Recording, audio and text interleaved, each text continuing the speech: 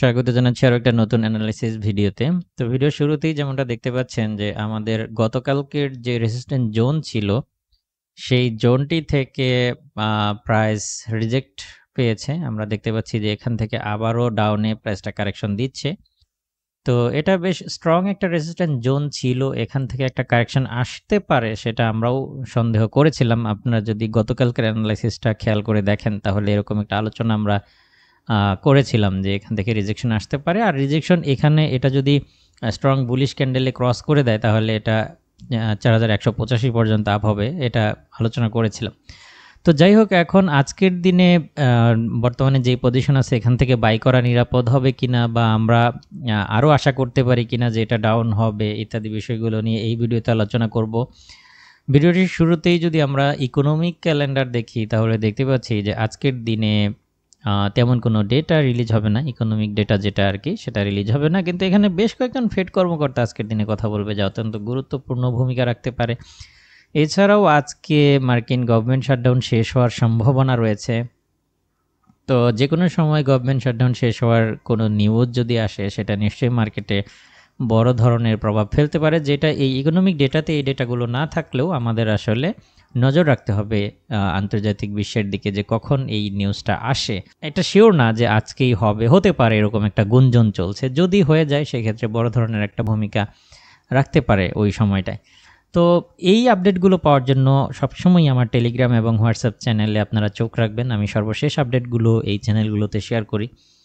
তো যাই হোক এখন আমরা যেটা দেখতে পাচ্ছি যে বর্তমানে গোল্ড কিন্তু বেশ ভালো একটা সাপোর্ট ইতিমধ্যেই চলে আসছে। আমরা যদি দেখি যে এখানে একটা স্ট্রং সাপোর্ট রয়েছে। এর আগে এখান থেকে প্রাইস হচ্ছে বুলিশ হয়েছিল। আজকেও কিন্তু সেম প্রাইজে অবস্থান করছে বা এখনও আমরা যদি দেখি যে এখানে এই রানিং ক্যান্ডেলটি সহ প্রায় ৩ ঘন্টা যাবৎ এই সাপোর্টটাকে রেসপেক্ট করেছে বা করতেছে। এর আগের ক্যান্ডেলটা এটাকে ভাঙার চেষ্টা করেও ব্যর্থ হয়েছে, প্রাইসটা এখানেই ধরে রেখেছে। তো ব্যাপারটা হচ্ছে যে এখানে আমি যদি এই সাপোর্টের লাস্ট প্রাইসটা দেখি তাহলে এই প্রাইসটা হচ্ছে হলো $৪,০৯৭। ওকে, তো $৪,০৯৭কে যদি সফলভাবে ক্রস করতে পারে, হ্যাঁ, মার্কেট যদি $৪,০৯৭কে সফলভাবে ক্রস করতে পারে তাহলে রিটেস্টের সাথে ৪,০২৮ বা $৪,০৪৮ পর্যন্ত নেমে যেতে পারে, কিংবা এই যে এই সাপোর্টটাকেও পুনরায় টেস্ট করতে পারে। তো প্রাথমিক পর্যায়ে এটাকেই টেস্ট করতে পারে।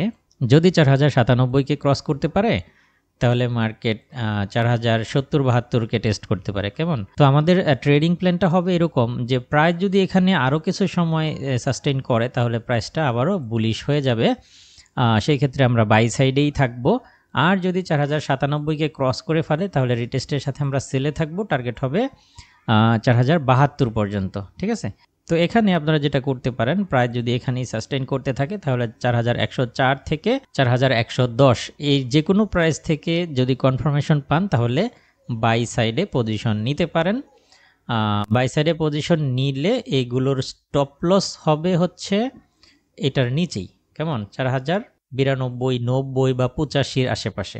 আর যদি দেখেন যে ৪,০৯৭ ক্রস করে ফেলেছে তাহলে সেল নিতে পারেন, অথবা ৪,০৭২-এর জন্য অপেক্ষা করতে পারেন। এখানে আসলে এখান থেকে আবারও লং টার্মের জন্য একটা ভালো একটা বাই পজিশন বা বাই সেটআপ পেতে পারেন। তো এই হচ্ছে মোটামুটি অবস্থা। এবং আজকের দিনে আবারও আপনারা যদি এই দিকটায় পেয়ে যান ৪,১৪০-৫০-এর আশেপাশে তাহলে এখান থেকে পুনরায় সেলের চিন্তাভাবনা করতে পারেন। এখান থেকে যদি সেল নেন তাহলে এটার স্টপ লসটা ৪,১৬০-৬৫-র আশেপাশে দিয়ে রাখবেন।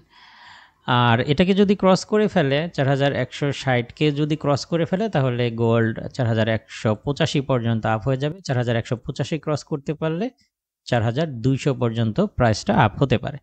তো এই হচ্ছে মোটামুটি ট্রেডিং প্ল্যান। আমরা আশা করছি যে ৪,১০৪ থেকে ৪,১১০কে রেসপেক্ট করবে এবং প্রাইস পুনরায় বুলিশ হবে। সো আমি আপনাদেরকে পরামর্শ দিব কিছুটা বাই সাইডেই পজিশন খোঁজার চেষ্টা করবেন। একটু বাই পজিশনে থাকাটাই মোটামুটি কিছুটা নিরাপদ হবে বলে মনে করছি এখনও।